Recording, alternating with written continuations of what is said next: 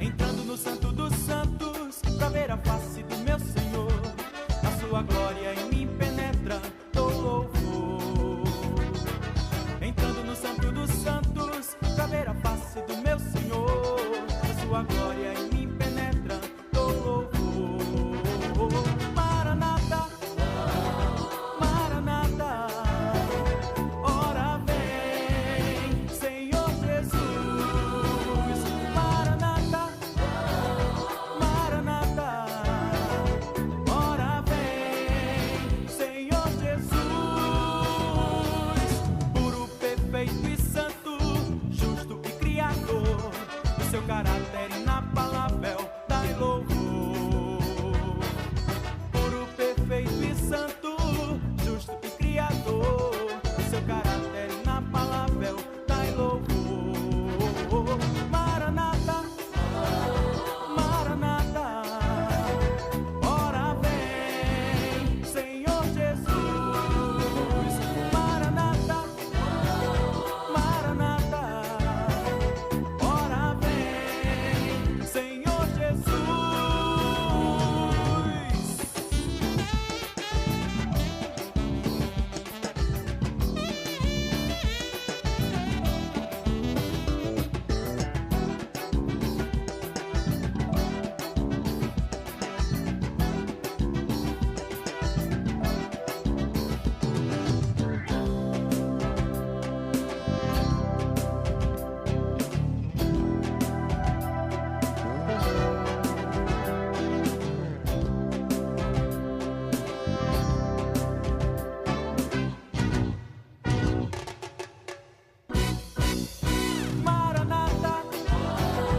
Maranata, ora vem, Senhor Jesus.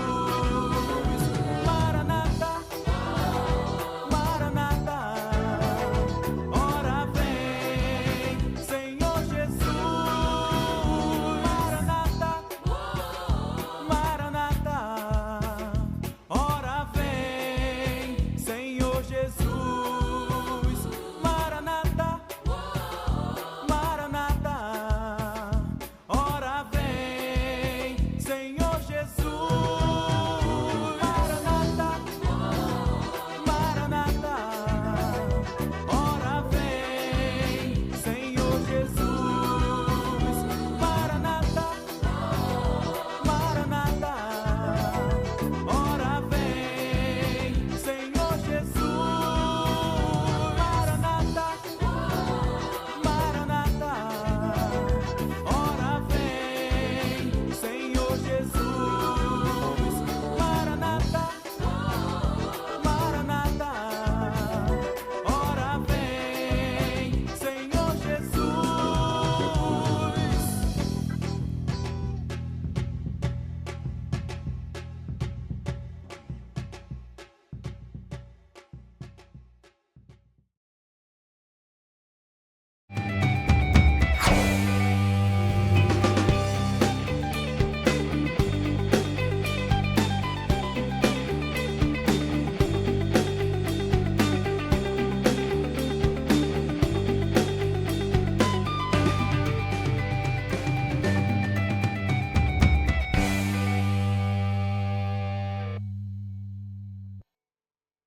Boa tarde, sejam todos bem-vindos ao Conexão Céu.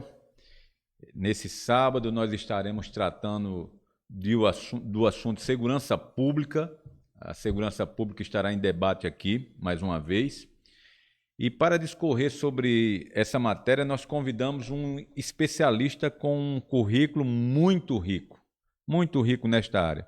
Eu me refiro ao comandante Jonas Martins da Cruz, Atualmente ele é o assessor especial de segurança institucional e governança da Prefeitura de Parnamirim, no Rio Grande do Norte, CEO da JMC Inteligência Estratégica, tem como perfil executivo, ele é especialista em gestão estratégica, inteligência e segurança pública institucional, com vasta trajetória na liderança operacional, gerenciamento de crises e governança. Oficial superior da reserva, e foi por esta razão que eu o chamei de comandante, meu comandante, do Corpo de Fuzileiros Navais da Marinha do Brasil, atua tanto no setor público, na formulação de políticas públicas estratégicas e integração de segurança urbana, quanto no setor privado como CEO da JMC Inteligência Estratégica. Tem por formação acadêmica o curso de graduação em Pedagogia da Universidade Vale do Acaraú, algumas especializações e pós-graduações nesta área também, como lato sensu, MBA em Inteligência e Defesa Estratégica da Escola de Guerra Naval, MBA Executivo em Gerenciamento de Crise da Faculdade Unileia, pós-graduação em Gestão de Cidades, Governança Pública, pós-graduação em Gestão de Segurança nas Organizações, Faculdade de Tecnologia Senac Rio, pós-graduação em Segurança Pública, Centro Universitário Cidade Verde, pós-graduação em Inteligência Policial, Faculdade Educa Mais, pós-graduação em Psicologia e Coaching, Faculdade Metropolitana, pós-graduação em Polícia Comunitária, Facuminas, pós-graduação em Guarda Municipal, também na Facuminas, pós-graduação em Mobilidade Urbana e Trânsito, Facuminas, pós-graduação em Direito e Gestão Condominial. Tem como destaque experiência profissional e operacional, setor privado. Ele, já falamos como CEO, né, da JMC. Também ex-CEO da VJ Security Company. Foi responsável pela segurança de dignitários e grandes operações, como a segurança da família real do Catar nos Jogos Olímpicos do Rio 2016. No setor público, já falamos que ele atua atualmente como assessor especial de segurança institucional e governança da Prefeitura de Parnamirim, no Rio Grande do Norte. E como também atuou na Marinha do Brasil, 32 anos de serviço na Marinha, como fuzileiro naval, desempenhou funções como chefe do Departamento de Segurança e negociador de reféns do Comando do 1º Distrito Naval, além de oficial de inteligência da Divisão Anfíbia. Operações especiais, atuou como chefe de equipes de segurança antiterrorista, gestão de crise e negociação na Copa do Mundo de 2014 e Copa das Confederações 2013. Então, este é o nosso currículo, este é o currículo do nosso convidado, e eu quero dar uma boa tarde, comandante, seja bem-vindo ao programa Conexão Céu, e que o seu conhecimento possa beneficiar a todos os nossos ouvintes. Desde já agradeço pela sua presença aqui conosco. Boa tarde, meu grande amigo e o irmão pastor, né? Irmão de armas, que eu tanto admiro e respeito. Daniel, né? Posso se chamar, né? Então, boa tarde. Eu gostaria de agradecer pelo convite. Eu me sinto honrado de estar aqui e espero que nós possamos junto compartilhar, né, conhecimento e aprender também, que você é uma grande fonte de sabedoria e inspiração. Rapaz, depois da leitura desse currículo, desse rico currículo aqui, quem sou eu para insinuar algum tipo de inteligência? Mas a gente vai começar já com algumas perguntas, porque eu acredito que o seu conhecimento há de favorecer muito a nossa população, porque essa área de segurança pública é muito carente. Então, vou fazer aqui uma pergunta que eu acredito que já vai ser bem interessante para os nossos ouvintes atentarem para a resposta, não é? Se o senhor pudesse passar apenas um dia acompanhando uma família comum, quais comportamentos corrigiria imediatamente para aumentar a segurança dela? Que pergunta, né, Daniel? Quando a gente fala uma família comum, a gente está falando de uma família que geralmente ela sai de casa e tem que levar filhos à escola, e muitas vezes de ônibus, de carro, de locomoção. E nós vivemos hoje num país muito seguro. Então, realmente, a questão de segurança, ela já é no ato de você sair da sua casa. Porque, dependendo das condições que aquela família vai enfrentar, ela tem que primeiro manter a sua integridade física, né? E as pessoas hoje em dia, elas saem com o aparelho de celular na mão, e dentro desse aparelho de celular está guardada ali toda a sua vida. Muitas das vezes ela sai com joias. Então, eu acho que a primeira coisa que ela tem que ter atenção quais os bens que eu estou carregando aqui que pode atrair, né, um elemento mal intencionado. E a partir daí ela começar a se policiar. Se a gente for enumerar aqui, digamos assim, um protocolo fixo, ele não existe, mas existem medidas que ela pode servir para todas as famílias, desde uma família de baixa renda, que vai pegar um trem, um metrô ou um ônibus, né?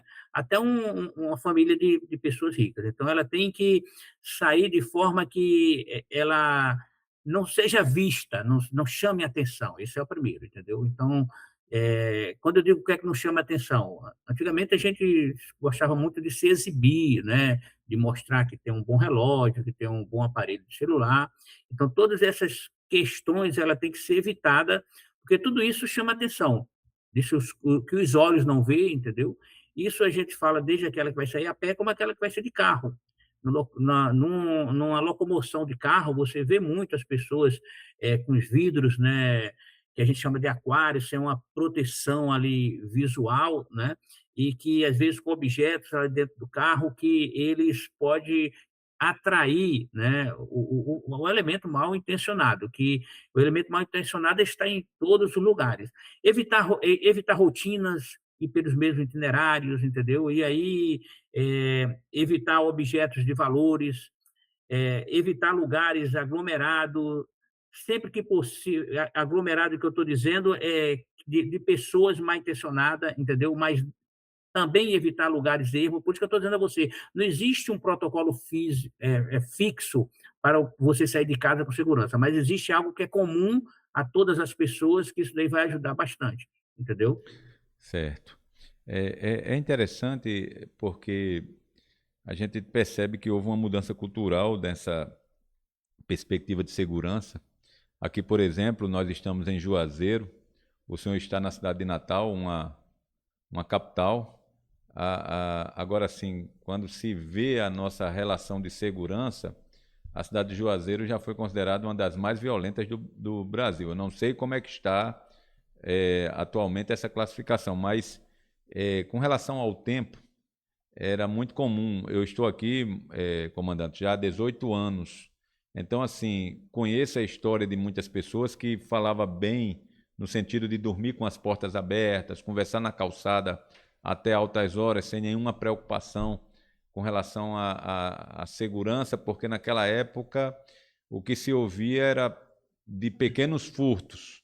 Hoje a gente já está numa modalidade de se ouvir a respeito de facções, de terrorismo, de coisa dessa natureza. Então, realmente, até para estabelecer um protocolo, até para as pessoas que viveram naquela época entenderem esse protocolo, é bem complicado. É delicado. Então, eu costumo dizer que segurança é uma sensação, que ela é transmitida e é um dever do Estado através de. Não é só a força policial, é vários outros componentes. Então, às vezes tem pessoas que se sentem seguras dentro da comunidade dominada ali pelo tráfico, né? Porque há uma lei ali de manter aquela segurança. E, às vezes, você, num ambiente que você acha que deveria estar seguro, você não está seguro. Então, o básico é aquilo, é você chamar menos atenção, ter alguns protocolos em relação a celular, não ter todos os seus dados no aparelho celular. Há pessoas que usam um celular reserva, já tem um procedimento, caso o celular seja furtado, existe protocolo para você evitar, dificultar, né, o acesso ali pelo o marginal. cartões de crédito, evitar a questão de aproximação. Então, são procedimentos básicos que você tem. Não evitar a exposição de celular, não evitar a exposição de objetos dentro do carro. Então, é uma série que vai muito de, entendeu? De localidade para localidade. Mas isso, o princípio básico, é isso daí. Certo. Essa questão de sensação, como o senhor falou, quando eu cheguei aqui, pelo fato de eu observar muitas casas com essas proteções de eletricidade, né? Rede elétrica, não é? Cerca elétrica. Cerca elétrica. Como o senhor sabe, vim do Rio, depois passei em Natal e vim para cá. Então, relativamente, comparando essas duas realidades, Rio de Janeiro e Natal, eu estaria numa cidade do interior, num sertão, que provavelmente teria muito mais segurança. Mas a sensação, e é mais segura, no meu ponto de vista, do que Natal e Rio, mas a sensação que eu tive por conta da cerca elétrica não foi essa. Então, a pergunta é, a sensação de insegurança da população corresponde, em geral, à realidade dos números? A sensação de segurança, eu diria que os números, eles muitas das vezes eles não refletem a realidade, porque aí a gente vai entrar num caso mais delicado de estratégia, porque os números que a gente tem hoje, muitas das vezes eles não é a realidade na prática da sensação.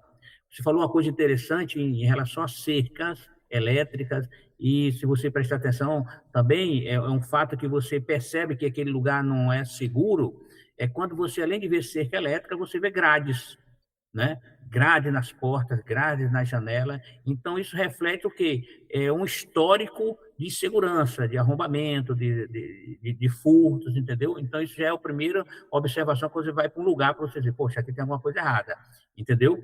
Então, em relação aos números, eu diria que os números, na maioria das vezes, eu não estou questionando aqui a ciência de dados de levantar números históricos, mas na maioria das vezes já foi comprovado que ele não corresponde à realidade. Às vezes a insegurança ela é maior, mas a sensação, como a gente diz, é uma sensação, porque os números eles são resultado de registro de ocorrência. E nem todas as ocorrências elas são registradas. Muitas das vezes, porque você sofreu um assalto de um aparelho celular, dificilmente a pessoa vai fazer o registro de ocorrência. Você sofreu um furto de um cordão e alguma coisa, e às vezes, então esses números, muitas vezes, eles não refletem a realidade. E a insegurança, ela é fruto de políticas públicas, que você já houve aquele registro de alguma ocorrência e você se sente seguro. Geralmente, olha, aqui já houve assalto, aqui tem muito furto, houve brigas, essa ocupação de facções, então traz a sensação de segurança. Então, nem sempre a sensação de segurança reflete os números, ou os números refletem a sensação de segurança. Não sei se ficou, entendeu? Ficou legal.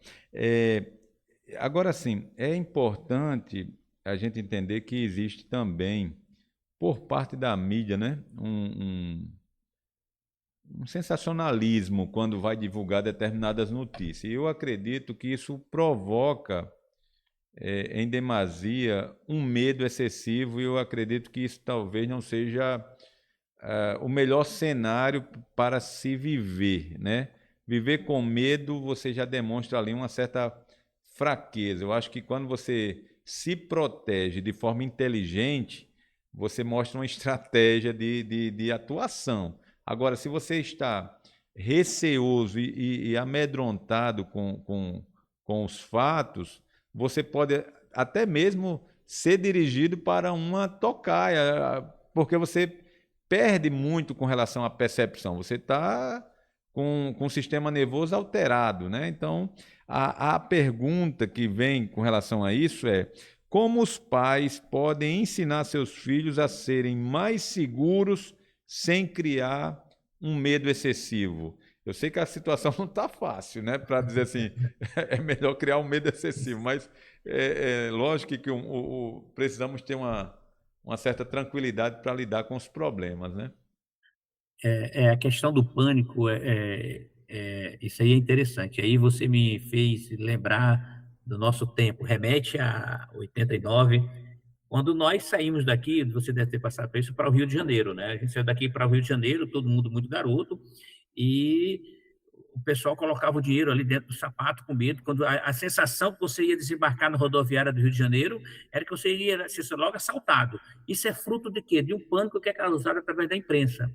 Então, essa mídia, essa coisa midiática, ela, na realidade, ela traz informação, mas ela gera um pânico, porque muitas das vezes ela é conduzida direcionada para isso, canalizada para criar esse pânico. Então, o pânico ele não resolve, você não raciocina em relação do pânico. O que você precisa ter atenção e orientar os seus filhos é como reagir diante de um sinistro desse, né? Como reagir, ou na realidade é o seguinte, a não reagir, né? A não reagir. Porque esse pânico, ele cria muitas das vezes insegurança, ele gera insegurança. Então, eu oriento muito os nossos filhos. Eles entram no carro, eles estão com o aparelho celular, eu oriento muitos filhos. Chegou alguém armado, entendeu? E foi tomar o seu aparelho celular, entrega, né? Porque o reflexo é a pessoa tentar ali ficar com o aparelho pelo amor ao aparelho, ou então foi tirar algum objeto, entrega. Então, ele tem que estar seguro, evitar lugares que sejam menos frequentados, lugares que já tem ocorrência de sinistro, de assalto, e não manter o pânico, ficar em relação a um estado de tranquilidade, entendeu? E essa é a maior orientação, porque você, em situação de pânico, você não vai conseguir ter digamos assim, uma reação, né, e sair daquela crise, entendeu? Isso é muito importante, Daniel, essa questão de orientar os familiares. E orientá-los também a evitar estar expondo esses equipamentos, relógio, aparelho celular, aparecer menos, andar de forma que não seja visto, entendeu? Interessante. Falar um pouquinho sobre tecnologia. Hoje em dia, as câmeras de segurança têm sido até mesmo adotadas por algumas cidades como uma forma de monitoramento, não é? Nas casas também, lógico. E essas câmeras, até também, eu acho que em São Paulo gerou uma polêmica muito grande, porque os policiais também estavam sendo conduzidos a usar essas câmeras, talvez até contra a vontade, né? Mas a pergunta que a gente faz com relação a essa tecnologia é: as câmeras de segurança realmente inibem a criminalidade, ou a gente já chegou no momento que eles não estão nem aí, até sorriem para a câmera para sair melhor na foto? Não sei, né? Como é que o senhor falaria sobre essa tecnologia?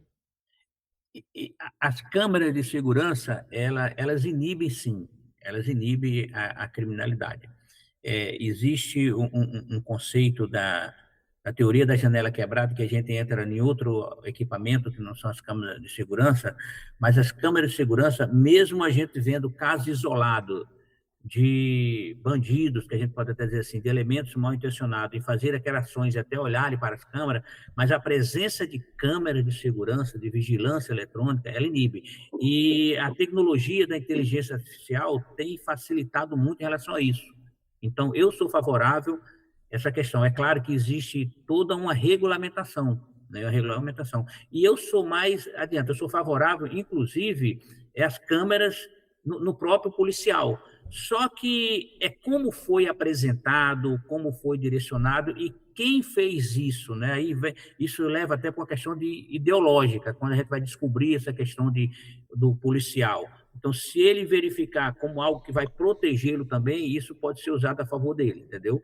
Mas as câmeras de vigilância, ela inibe, isso já tem sido dados, já confirmado, inclusive São Paulo, Santa Catarina, entendeu?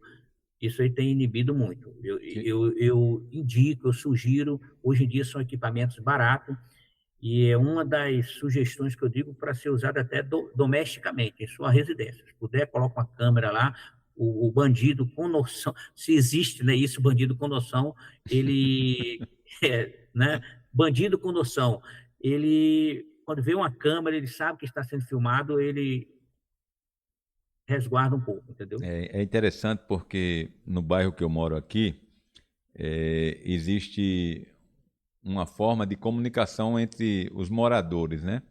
Mesmo distantes, mesmo sem se conhecer pessoalmente, as redes sociais elas começam também a serem utilizadas para essa interação entre os moradores, e algumas pessoas têm câmeras em casa e quando acontece alguma situação dessa, elas colocam no grupo, avisa, alerta. Isso é interessante. Recentemente, a minha vizinha, ela ficou muito assustada com uma ocorrência que houve, e aí ela me pediu para dar uma olhada nas câmeras lá de casa para ver o que tinha sido, porque desligaram a luz dela, a energia elétrica, passaram ali no medidor, desligaram, gritaram e tal. E aí quando eu fui dar uma checada, era apenas aquelas brincadeiras de adolescente, de correr, apertar a campainha, desligar. Eu disse a ela, olha, fique tranquila que não foi assim algo que lhe tire o sono, que lhe preocupe a mais, foi apenas brincadeira de adolescente, mas mesmo assim ela colocou a câmera e talvez acredito eu que em termos de sensação ela pode estar hoje vivendo de forma mais tranquila. O senhor comentou aí sobre a inteligência artificial e a pergunta é, hoje o maior risco está na rua ou no ambiente digital? Recentemente nós tivemos aqui 2 golpes de pessoas conhecidas, 2 aqui da igreja, e uma de outra igreja, também conhecida nossa, golpes onde as pessoas se utilizam o meio de comunicação, por exemplo, a senhora ela recebe uma ligação dizendo que uma causa na justiça foi deliberada para ela e que uma pessoa chamada fulana de tal vai entrar em contato e aí desenrola toda uma conversa para usurpar alguma coisa. Aqui também uma jovem da nossa igreja, recentemente também foi abordada da mesma forma, com a outra estratégia, mas também no ambiente digital. E, por fim, um funcionário de um material de construção disse que tinha sido feita uma compra por telefone, a pessoa disse ter feito um depósito no Pix e enviou para ele a cópia dali, e quando ligou mais tarde perguntando o material ainda não chegou e tal, aí ele foi checar, o Pix não tinha caído. Então hoje, qual o maior risco? Está na rua ou no ambiente digital? Parece que nem em casa a gente está seguro, né? Se correr, o bicho pega, se ficar, o bicho come, né? Antes de dar essa resposta a você, eu vou voltar à questão das câmeras, né? Eu sou, inclusive, a favor e tenho um projeto em relação aos municípios. O Estado ele não está sabendo utilizar dessa tecnologia. Muitas das vezes por interesse político ali, entendeu? E muitas das vezes até por falta de conhecimento. Eu sou a favor que o Estado utilize, entendeu? A integralização das câmeras existentes na comunidade. Um exemplo, se você falou aí na sua rua, tem várias câmeras, entendeu? Então, se o seu município, a Secretaria de Segurança do seu município, soubesse o benefício disso e fizesse uma parceria com você, ele ia conectar as suas câmeras lá na central deles. Então, imagine a quantidade de câmeras que estariam desenvolvidas, uma rede de câmeras que estaria desenvolvida em toda a cidade, em cada segurança pública. Então, eu sou muito favorável em relação a isso, a gente tem até projeto em relação a isso. E uma câmera hoje custa mais barato, muito barato. Câmerazinha dessa aqui é R$300, uma câmera inteligente, que você compra, você coloca no seu celular e monitora, você sai de casa. Então, a câmera de vigilância, ela é uma ferramenta incrível contra a violência, ela previne, entendeu? É uma segurança de prevenção.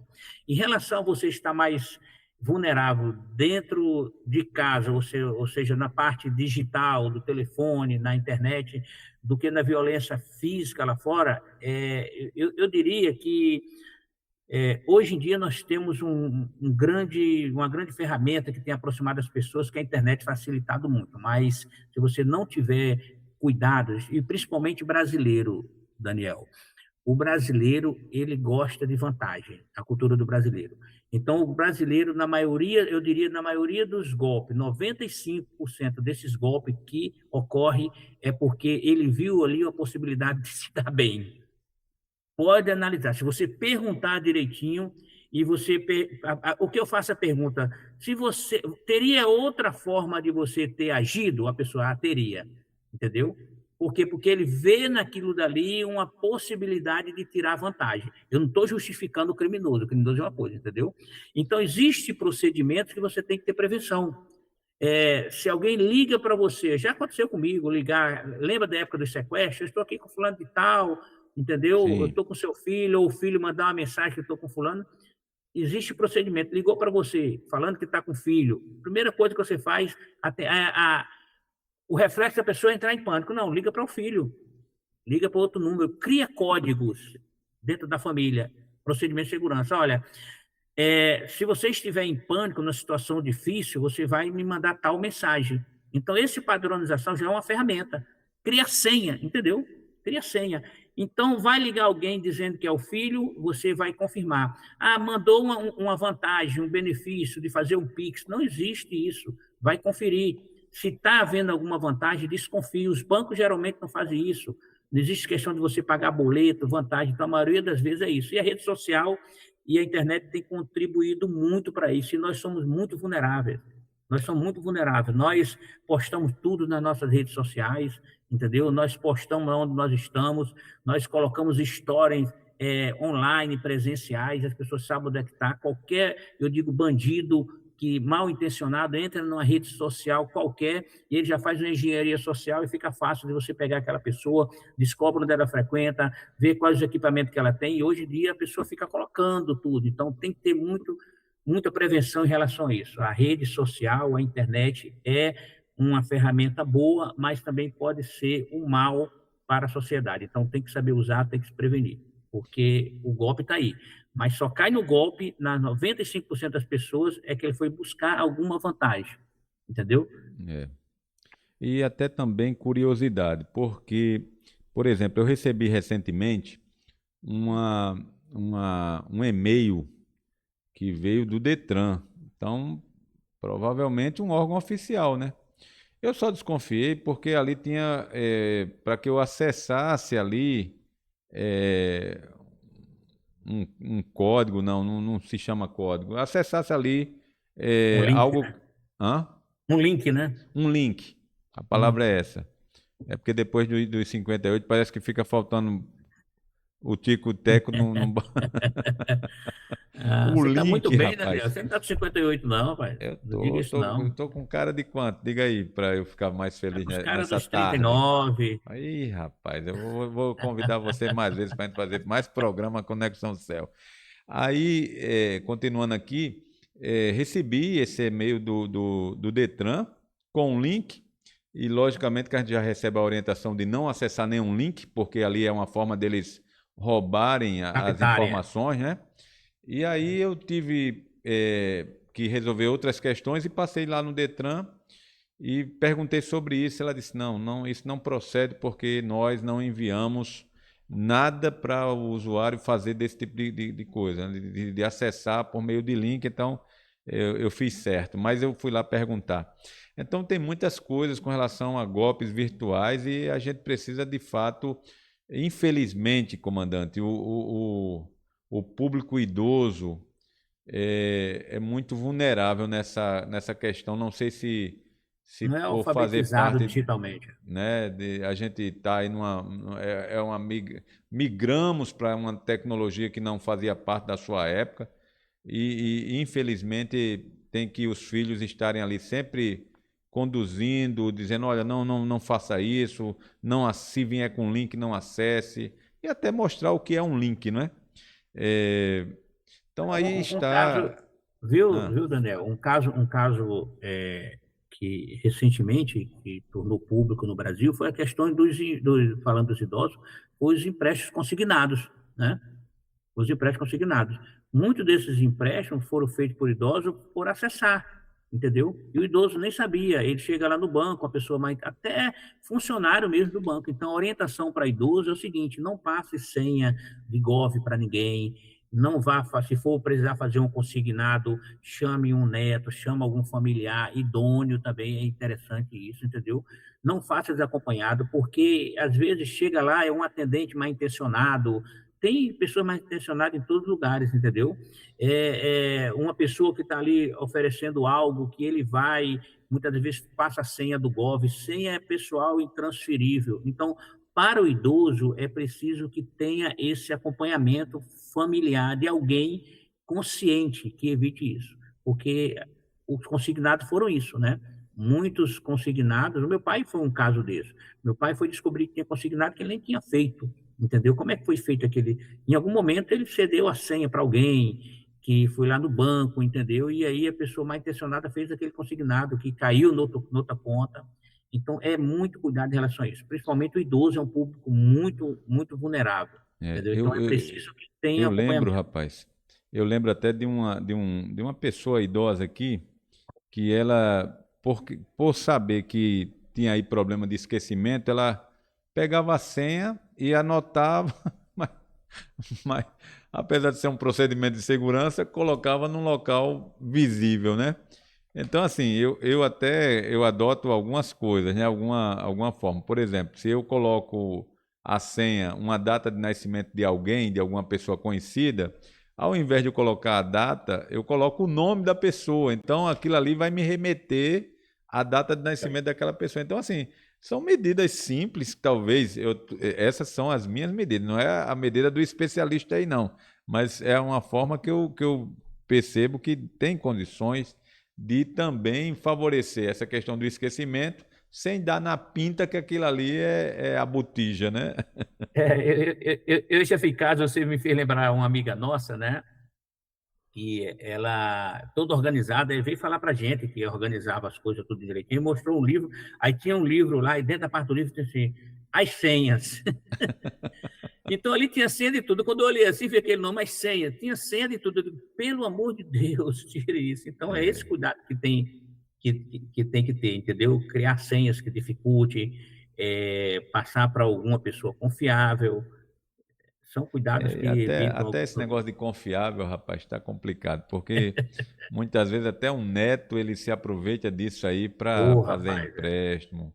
É horrível, né? Infelizmente, é vergonhoso esse caso aí dos consignados dos idosos. É uma vergonha que, sei lá, dói no coração você saber que uma pessoa trabalhou a vida toda e o próprio país e as próprias instituições do país que deveria preservar, deveria manter a segurança dessas pessoas, fazem parte aí desse conluio de marginalidade, né? Mas vamos lá, vamos para frente aqui. Como a população pode colaborar com a segurança pública sem colocar a própria vida em risco? Eu acredito que essa sua sugestão, esse seu projeto de integração de câmaras de segurança já é uma boa dica para a gente. Tem outras ideias boas para que a gente possa... Porque assim, lá no Rio, eu acho que foi em 2024, uma secretaria especial da Prefeitura do Rio foi criada com a seguinte filosofia: o Estado é incapaz de lidar com essa questão das drogas de forma isolada. Então a gente quer apoio. Montou-se então uma rede de apoio. Na época eu estava trabalhando no CEPES e juntamente com outros companheiros nós agregamos a esse projeto da prefeitura e fomos representar ali o Corpo de Fuzileiros Navais. Pelo menos o CEPES estava ali representado por nós. Eu não digo nem o Corpo de Fuzileiros, mas pelo menos o CEPES eu fui um dos representantes. E a ideia era o seguinte, que nós também éramos corresponsáveis e fôssemos geradores dessa ideia. Peraí, vamos fazer parte aqui de um grupo do bem para combater esse mal que, no caso que eu estou me referindo, seria as drogas, né? Aqui, segurança pública envolve muitas outras coisas, além das drogas, né? Mas como a população, de forma segura, poderia contribuir, por exemplo, com a polícia, com os meios com as equipes de segurança, com aquele grupo que lida com a segurança pública. Porque assim, o que a gente vê, Martins, comandante Martins, é, é que a polícia age e muitas vezes a população, ao invés de elogiar, critica. Ao invés de defender a polícia, defende os bandidos. E aí eu não sei se essa cultura vai para lugar algum. Nós estamos, Daniel, numa situação meio delicada, de que o Brasil ele passa por uma situação nas últimas décadas delicada em relação à segurança. Você tocou numa ferida muito grande. Como é que a sociedade vai contribuir se a sociedade ela não acredita mais na polícia? E ela não acredita por quê? Porque foi um processo de desconstrução. Aí entra vários fatores sociológicos e vários fatores ideológicos também com toda essa construção. O Rio de Janeiro é uma questão dessa. As pessoas, muitas das vezes, elas acreditam mais no marginal do que na polícia, porque vê a polícia como uma ameaça. Agora, por que isso? Porque foi um processo, eu diria, de desconstrução.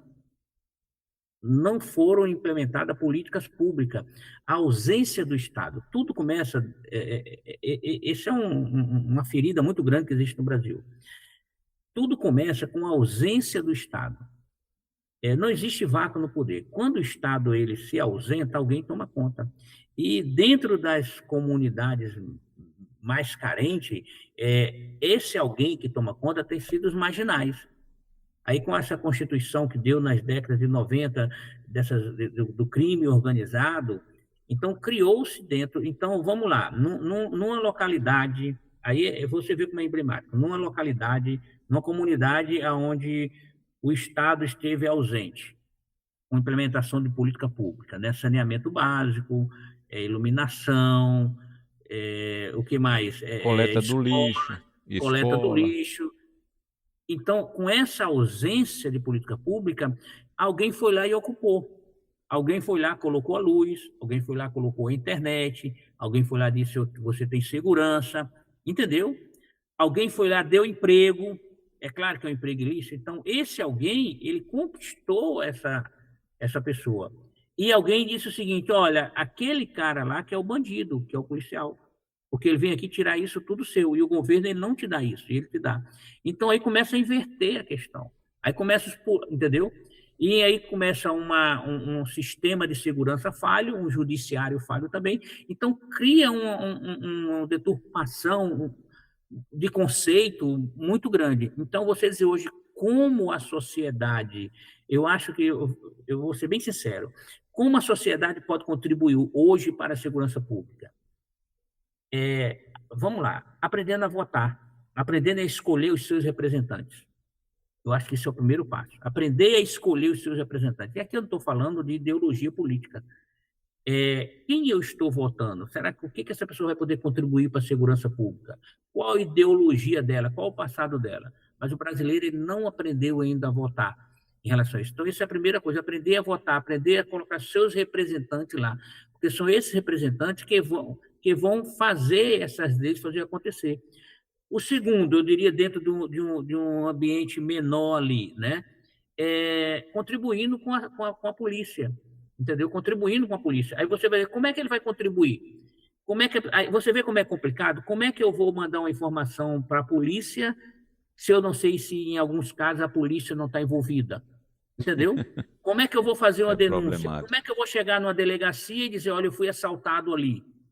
Quem é que está na delegacia? Então, vê que há um processo de desconstrução, então, está difícil, está muito difícil. Eu acho que você tem que cuidar ali da sua família, você tem que fazer essas prevenções, e dependendo do contexto ali, a contribuição é essa, comunicar aos órgãos públicos, aos órgãos de segurança, a sociedade precisa se reunir em conselhos, que você falou, representações, ter representações, os conselhos é uma coisa muito boa, as comunidades, os condomínios, e apresentar ao executivo ou ao legislativo essas questões de segurança. E aí vai depender muito da vontade política, mas é uma questão delicada. Você me fez agora uma pergunta, você entendeu por causa do contexto? Entendi. A pessoa que é assaltada, ele vai na delegacia, vai chegar na delegacia e fala para o delegado, entendeu? Eu estou dizendo, eu estou induzindo a você não acreditar, não estou dizendo a não acreditar, eu estou dizendo a você que é caso, né? Tem casos e tem situações. Então, você tem que analisar muito em relação a isso, mas em ser mais presente, entendeu? É complicado mesmo. A gente, quando pensa que a população podia colaborar, logicamente que a gente sabe que pode, mas o fato de não acreditar e como nós estamos vivendo uma realidade de impunidade, onde os órgãos que são responsáveis por punir preferem beneficiar o bandido. A gente ouve relatos de policiais, por exemplo, quando vão prestar um boletim de ocorrência, eles passam mais tempo na delegacia do que, às vezes, o próprio marginal que foi levado para lá. E ele prende, o indivíduo passa pela audiência de custódia e no outro dia está na rua novamente. Aí você vê, não, e às vezes sai primeiro da delegacia do que aquela guarnição que vai ficar ali para prestar um determinado preenchimento de formulários, de informações. Ou seja, olha a ideia, enquanto se vai para a delegacia, conduzindo um preso ou uma pessoa, ou um marginal, e esse marginal sai primeiro, nós temos uma guarnição a menos atuando. Ela está presa ali na delegacia, enquanto o marginal já saiu. Então, assim, até mesmo, por exemplo, denunciar alguma coisa errada. Antes até enfatizava-se essa coisa do disque denúncia. Hoje em dia, sinceramente, eu não ouço falar nisso. Eu não tenho aqui, o disque denúncia funciona. Como é que é isso? Funciona aí em Parnamirim, disque denúncia? É aí onde eu falo para você, você falou aquela questão dos números e a realidade, entendeu? Os números, eles não são a realidade por causa dessa insegurança. Então, eu acho que é preciso a implementação realmente de políticas públicas eficazes para que esse quadro ele mude. E o Brasil está passando por uma situação muito delicada. Eu não digo que isso é de imediato. Então, o que ocorre? Ocorre medidas eleitoreiras, entendeu? Medidas que visam um ano eleitoral, que, na realidade, não vai resolver a questão da segurança. A questão de segurança pública envolve algo maior, um projeto maior, que não envolve só a segurança pública. A segurança pública não é só o homem armado, não é só a polícia. Segurança pública começa desde saneamento básico, iluminação. Sabe uma das maiores armas que tem para bandido? A visibilidade. Iluminação, entendeu? Iluminação pública. Foi comprovado que iluminação pública é uma das maiores armas contra o crime, entendeu? Iluminação, limpeza. Eu moro aqui em Ponta Negra e a gente tem um local aqui em Ponta Negra que a gente passa aqui por trás, aí tem umas casas, uma residência, e tem alguns terrenos entre uma residência e outra, baldio. E dentro de um terreno desse, que é um terreno particular, mas que não foi construído, com vários matos dentro, bem limpo. Então, ali estava cheio de cracudo, muito cracudo, muito cracudo. E as pessoas passavam ali, era assaltada, muito mesmo. Ele já estava com barraca e tudo. Aí eu passei hoje de manhã por lá, o que fizeram? O proprietário passou a máquina, limpou tudo. Acabou, não tem mais nenhum. Colocou um poste, acabou. Então, o remédio, então você vê que são medidas. E aí, o que o pessoal faz? A polícia, né, armada, a lei do spray, que é uma aberração, entendeu? E, na realidade, não resolve a questão de segurança. Então, segurança pública é isso. Envolve vários setores, né, do Estado. essa questão. Aumentando aí a esfera para uma geopolítica, essa medida que foi adotada de considerar as facções criminosas como grupo terroristas, é, na prática, vai surtir algum efeito ou não? Qual é a esperança nisso aí? Já está surtindo, já está surtindo efeito. Essa medida ela foi tomada, vamos lá, tudo hoje em dia no Brasil com ideologia e visando questões políticas, todas as medidas, isso de todos os extremos, tanto da extrema direita como da extrema esquerda, entendeu? E cada um apresenta a sua justificativa. Mas quando a gente vê o conceito de terrorismo, e aí eu publiquei alguma coisa lá no meu Instagram, depois você visita os seus, né, seguidores, Pode visite lá para ver deixa aí o o conceito. endereço Tá, para a gente dar também visibilidade ao seu trabalho e poder também receber essas informações. tá. Então, lá, o que eu falei? O conceito de terrorismo, ele existe vários tipos de terrorismo, né? Tem o narcoterrorismo, tem o terrorismo religioso e o terrorismo de Estado, né? Entendeu?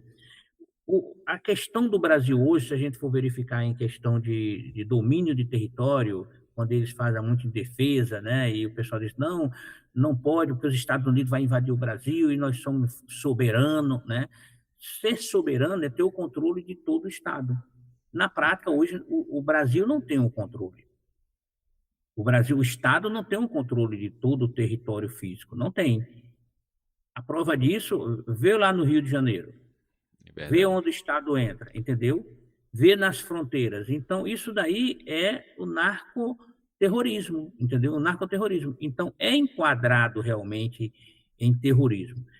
Só que, como o Brasil não fez o dever de casa, com a intenção também política, interesse unilateral, os Estados Unidos classificou. Mas o fato, isso aí é muito também blá, blá, blá, entendeu? O fato dos Estados Unidos classificar o Brasil e o PCC e o Comando Vermelho como terrorismo, se fosse em outra situação, nós vivêssemos em outro momento, não ia interferir em nada para o Brasil. Porque quem é os Estados Unidos para classificar aqui dentro? Ele não está classificando o Brasil, está classificando lá nos Estados Unidos, que o PCC do Brasil e o Comando Vermelho são terroristas. E aí, entendeu? Agora vamos para o Brasil. Então, por que ele fez isso lá, essa política? Porque ele pode tomar ações financeiras e mexer com aquele dinheiro que é lavado lá. Então, Sufocar, quando né? ele faz isso, quando ele faz isso, aí ele causa um problema aqui dentro. Aí por isso que o pessoal fica reclamando isso. Os Estados Unidos vai invadir o Brasil? Os Estados Unidos vai invadir o Brasil? Se ele quiser, ele vai tentar, mas será que os Estados Unidos vai invadir? Será que nós não estamos preparados? Aí já é outra questão, entendeu? Como fez com a Venezuela, como fez quer fazer com Cuba, o Irã, né? Com esses outros países que ele fez isso. Então, isso é interferindo uma na medida política de Cuba, em outros que também. interferiu em Cuba, entendeu? Então, aí já é outra questão. Se o Brasil fizer o dever de casa, que era para o Brasil ter feito, se posicionado, não teria, nós não estamos querendo isso. Agora, o fato é que estão usando isso aí como questões políticas. Mas só em classificar o PCC e o Comando Vermelho como organização terrorista, já causou um prejuízo financeiro muito grande ao PCC e ao Comando Vermelho. Isso é bom. Entendeu? É, Já causou. Agora, a questão de invadir o território nacional, aí é outra questão que os Estados Unidos, como nação, tem que pensar, ver os interesses dele, e o Brasil também tem que fazer o dever de casa. com relação àquela prisão lá em El Salvador, eu não coloquei isso no script, não. Mas assim, como a gente está partindo para uma questão geopolítica, porque assim, o que é que acontece? O que é que a gente escuta aqui constantemente? Que não há interesse em se prender porque há uma superpopulação de pessoas encarceradas. Isso traz um ônus para o Estado, né? Eles precisam bancar isso, né? Mas aí a pergunta a falta de um presídio, o que é que custa construir mais?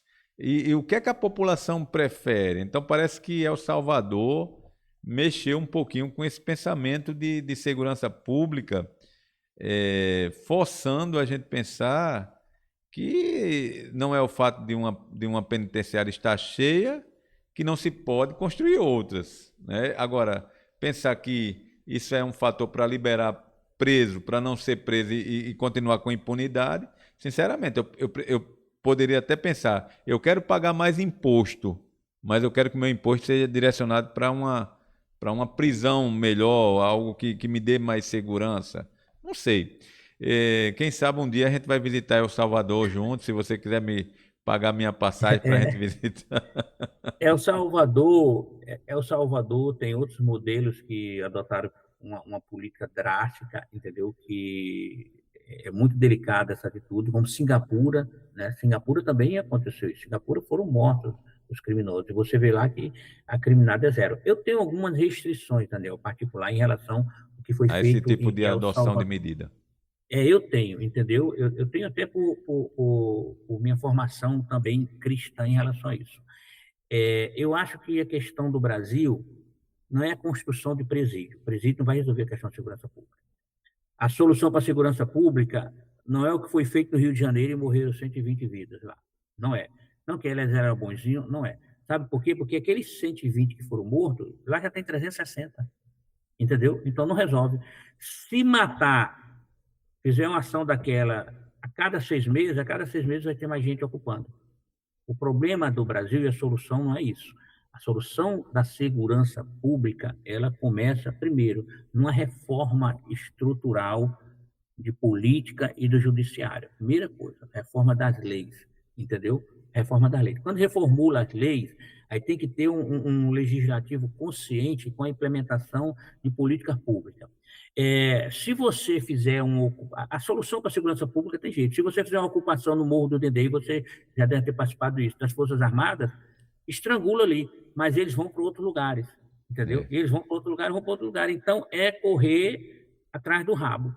Mas se o Estado faz um planejamento, o que eu também coloquei alguma matéria dessa no meu Instagram, se o Estado faz um planejamento de uma operação de inteligência para a recuperação de um território que não é dele. Mas para isso tem que ter uma operação de inteligência, tem que dizer o que é que será feito depois. E essas famílias que estão aqui, e quais as políticas públicas que serão implementadas? Aí vamos lá, saneamento básico, escola, entendeu? Houve um projeto no Rio de Janeiro que a intenção do projeto era muito bom, eram as UPP, entendeu? Mas era fragilizado porque a UPP só não é a solução. A UPP ela foi sozinha, entendeu? Isso mostra que não é o problema da segurança pública não está só em construção de presídio, que hoje o presídio é a maior formação de marginal que existe, o presídio, entendeu? E é comprovado que o judiciário com os presídios atuais não recupera, a recuperação é muito pouca, entendeu? E a mesma coisa de ações pontuais. Só o PP não resolve. Então, faltou lá o quê? Além da UPP, faltou lá escola de qualidade, iluminação, renda, entendeu? Então, isso daí é que desenvolve, não é a curto prazo. E uma política geral de segurança pública, com uma reforma judiciária, com a reforma dos presídios também, o sistema prisional do brasileiro é muito falho, entendeu? Se você for fazer hoje uma avaliação dos presos, você vai ver que muitas pessoas lá estão lá com processo, já deveria ter saído. Então, é delicado. Mas eu acredito muito na ocupação do Estado. Quando o Estado ocupa, entendeu? Aos poucos ele vai...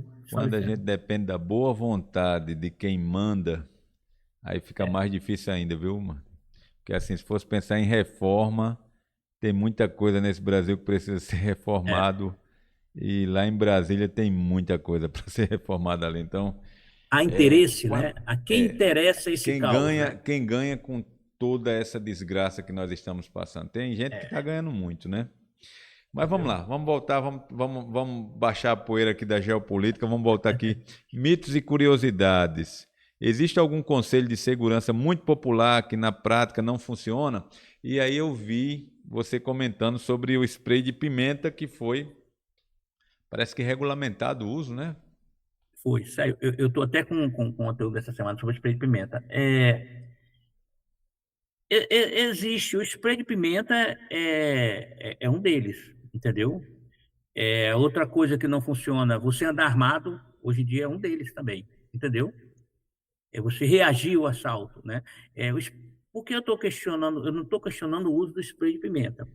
O spray de pimenta ele é muito útil, foi o que eu falei lá, entendeu? Mas quando E usar? quando usar, entendeu?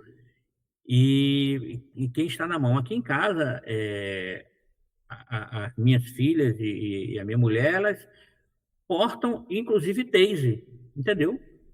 Mas tem que saber como usar. O taser é aquele que dá choque? É aquele pequenininho, tem um equipamento pequenininho de taser, mas tem que saber como usar, porque o spray de pimenta ou uma taser para um agressor doméstico É é uma uma coisa, coisa. entendeu?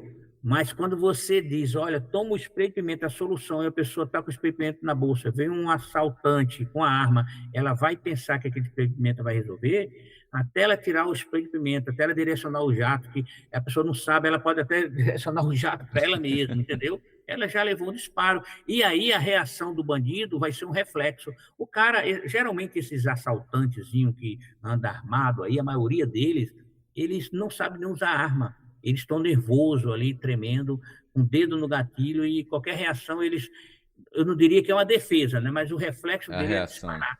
é disparar, entendeu? Então, você reagir a um assalto é muito delicado. Eu aconselho até quem tem porte de arma, entendeu? Hoje em dia, você está armado com a pistola dentro do carro, se você não tiver cuidado, você é uma ameaça até para você mesmo e sua família. É uma proteção, mas você tem que ter cuidado. Você vai estar no carro armado, entendeu? Acha que está seguro. Aí vem um cara com a moto e coloca a arma ali, até você sacar a arma e mesmo se você consiga dar um disparo, será que aquele cara não está acompanhado por outra moto? Será que ele está, Geralmente. entendeu? Geralmente. Na maioria das reações, a gente tem visto policial, cara. A gente tem visto policial, ação de um policial sozinho, o bandido pegar a própria arma policial e disparar. Então, isso são mitos. Você achar que você está armado, você achar que você está com Um spray de spray. pimenta menos ofensivo, você vai estar seguro. E É. reagir, aconselho é não reagir, entendeu? Então, essa Para você, seria a atitude mais simples que faz diferença, entendeu? né?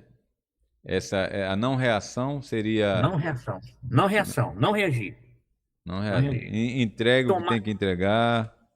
entrega. Para isso você tem que ter, aí para isso vem aquelas prevenções, né? O aparelho celular, não ter a conta, ter um Sim. código diferenciado no aparelho celular, evitar, e chegou, perdeu, acabou-se. É. Tentar sair Talvez. dali o mais rápido possível, não demonstrar que você vai uma agressão. Essa é a realidade. Isso aí é a sua vida que está em jogo, entendeu? Então você vai ter agora que lidar com um aparelho que tenha alguma coisa que lhe interessa, como banco, como essas coisas, e outro aparelho que não sirva só para se comunicar, só para falar.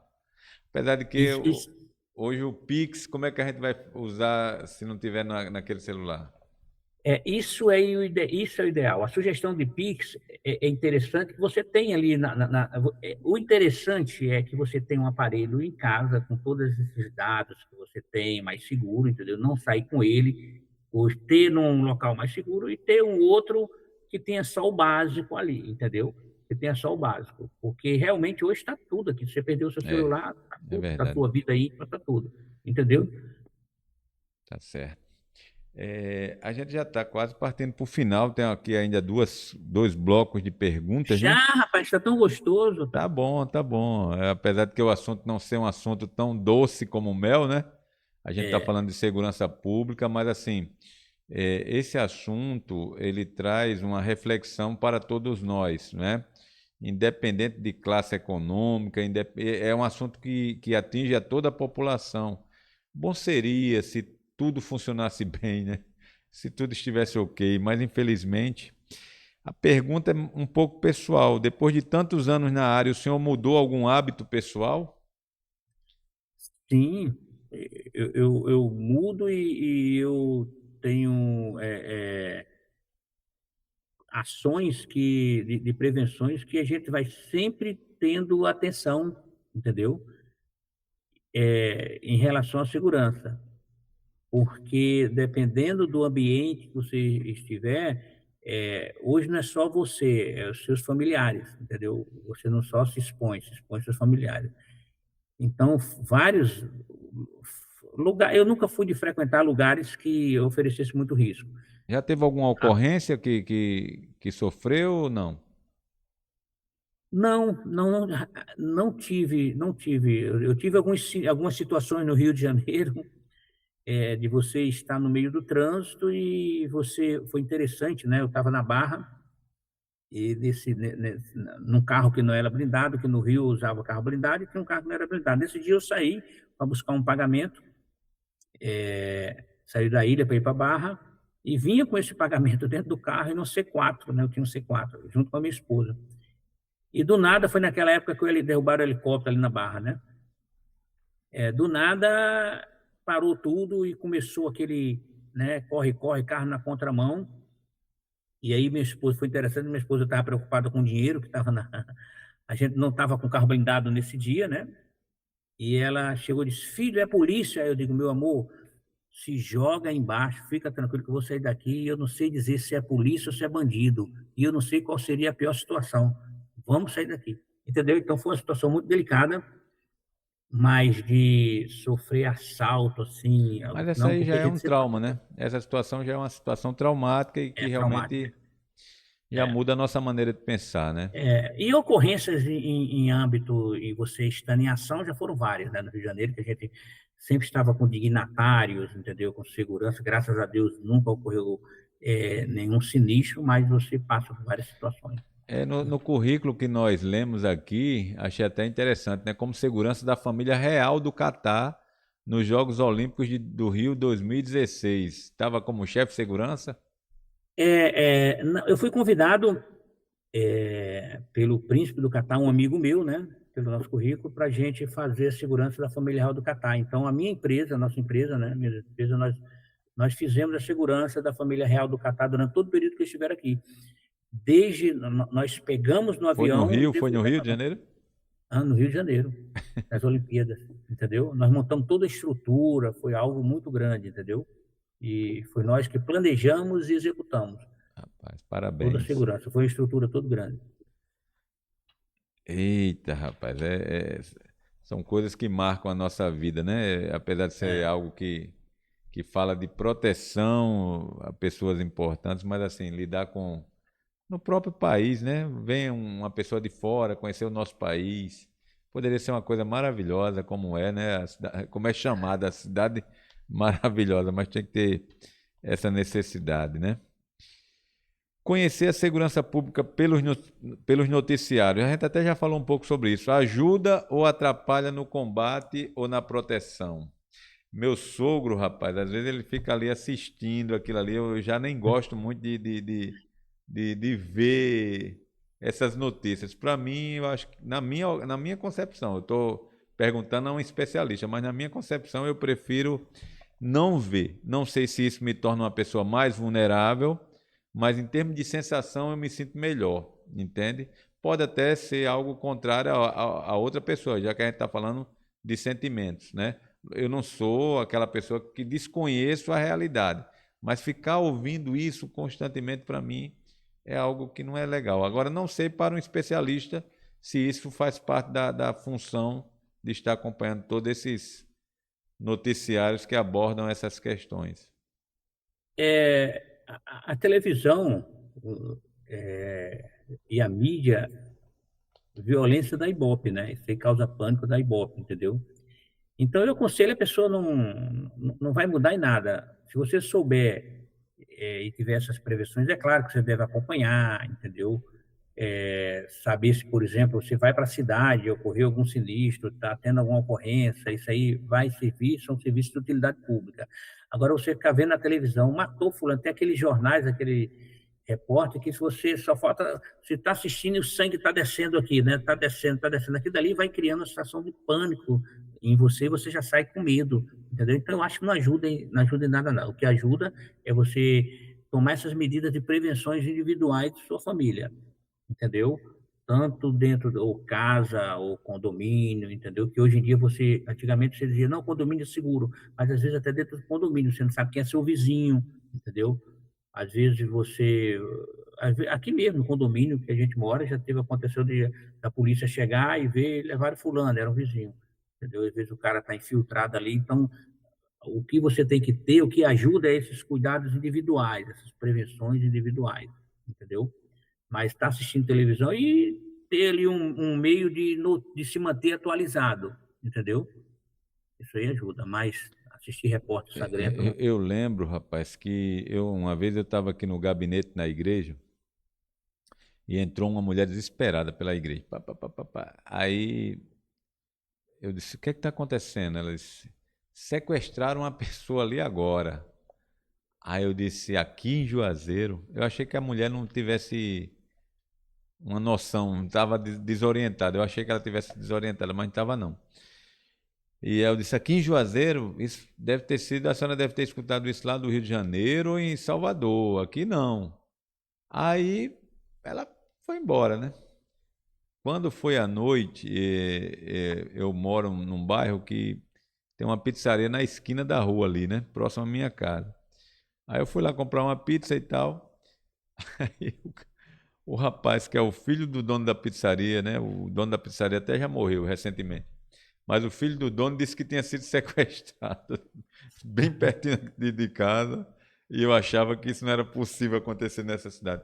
Mas, assim, de certa forma, eu me sinto a sensação de estar ouvindo e criando mais cenários. Para mim, assim, eu particularmente, eu já não gosto. Se tem alguém que gosta, mas assim, eu não sei se o sensacionalismo provoca talvez um medo excessivo, e parece que cada vez que você fomenta, mais ibope você dá, não sei, cara. Cria pânico, né? Já é comprovado pelos psicólogos que você cria um pânico, né? Um estado mental de onde você está, tá entendendo? Então você não vive. Não é você viver fora da realidade, é você filtrar, né? O que vai assistir. E, consequentemente, tem a indústria da segurança. Aí você vai ter ali aumento na. Se você vai pagar um seguro do carro, teu carro vai estar com um seguro mais elevado. Se você vai construir alguma coisa em termos de segurança, equipamentos de segurança, isso vai estar mais caro. Então, isso vai onerando. Não existe ali uma. Tudo intencional. Existe uma intenção de provocar isso. Tudo é Então, intencional. tudo é intencional, tudo é intencional. Mas apesar da gente estar falando de um assunto que gera preocupação, gera medo, eu quero agradecer a presença do meu comandante e pedir que o senhor transmita uma mensagem de esperança, de otimismo para as pessoas que vão ouvir o nosso programa, né? Que estão participando do nosso programa, e que já antecipo a minha gratidão. Me sinto honrado estar ao seu lado, comandante, participando deste programa, e o meu ad sumos, né? O meu ad sumos aí.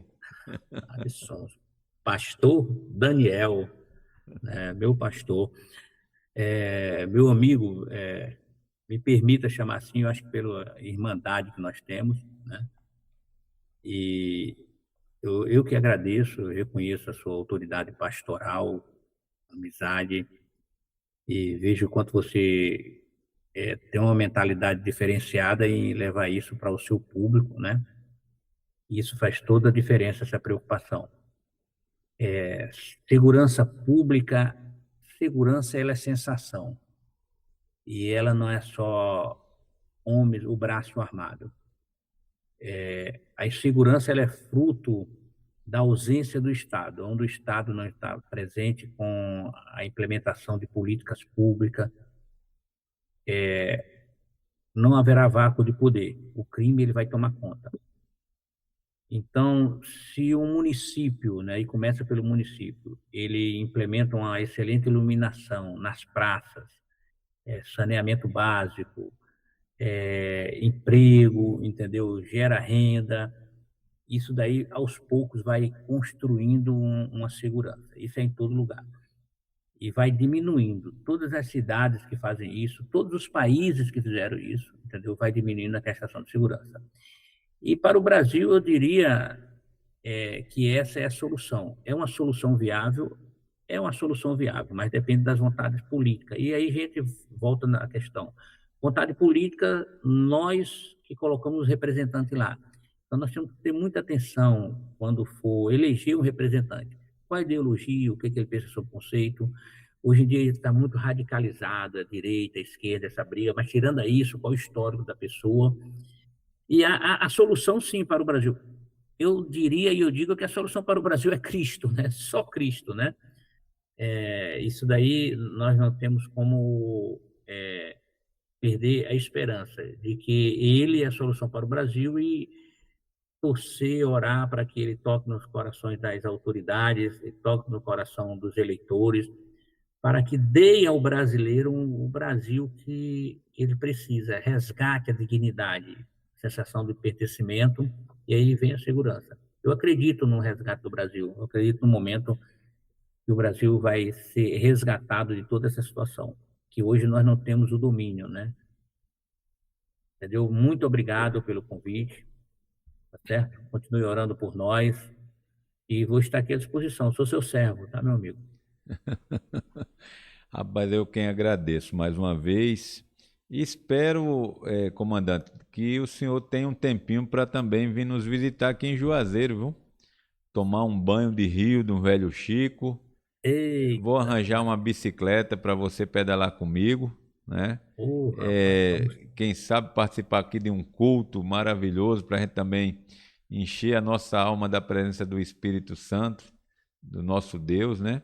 Amém. E satisfação. Um abração aí na família e espero que Deus conceda saúde, paz e muita graça sobre a sua vida e sucesso aí na sua jornada, né? Nosso pastor também, Martins, né? Pastor também, então assim, que bom estar contigo aqui no programa Conexão Céu e espero que não seja a única vez, que seja a primeira, mais de muitas outras vezes, tá bom? Um grande abraço, Gratidão. meu amigo, fica com Deus, que Deus esteja Deus nos abençoe. te abençoando Um abraço na muito. família. Satisfação. Amém. Estamos encerrando então o Conexão Céu deste sábado com o tema Segurança Pública em Debate e espero que você tenha de fato gostado do programa e talvez até implemente algumas medidas que aqui foram abordadas. Afinal de contas, não é apenas o Estado que deve se preocupar com essa temática, mas todos nós. Então, seguimos juntos, seguimos em frente e esperamos vocês no próximo Conexão Céu até sábado que vem, se Deus quiser.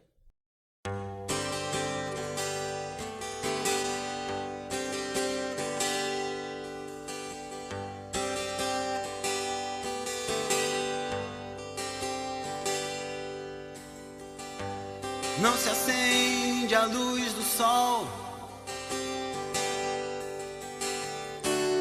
nos 220 volts dos palácios de Brasília.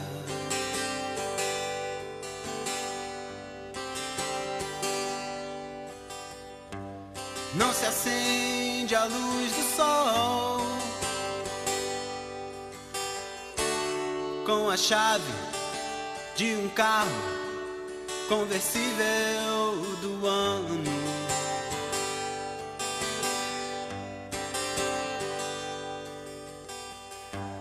Não se acende a luz do sol com a ponta de um cigarro, um baseado, coisa assim.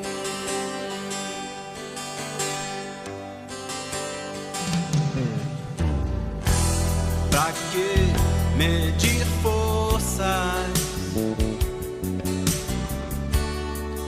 com o sol da justiça?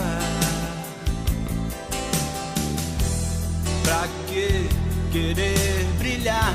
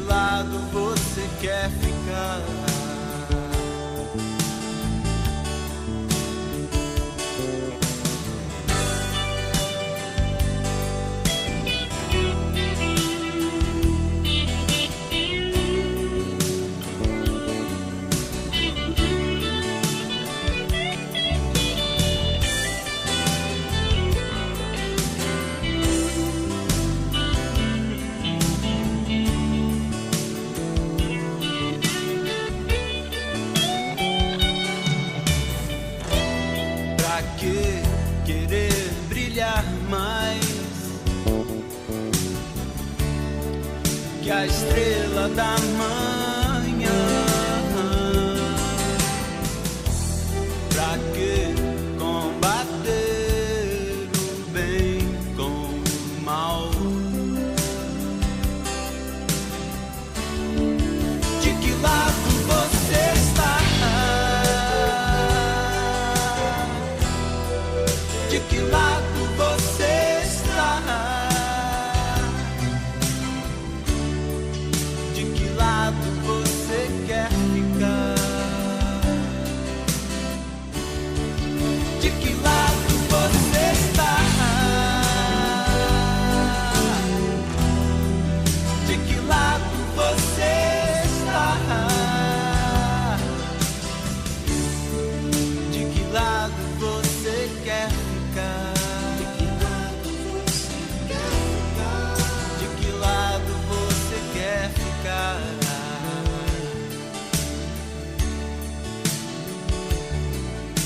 Aonde está a honra dos orgulhosos? A sabedoria mora com gente humilde. Liberdade, liberdade. Aonde está a honra dos orgulhosos?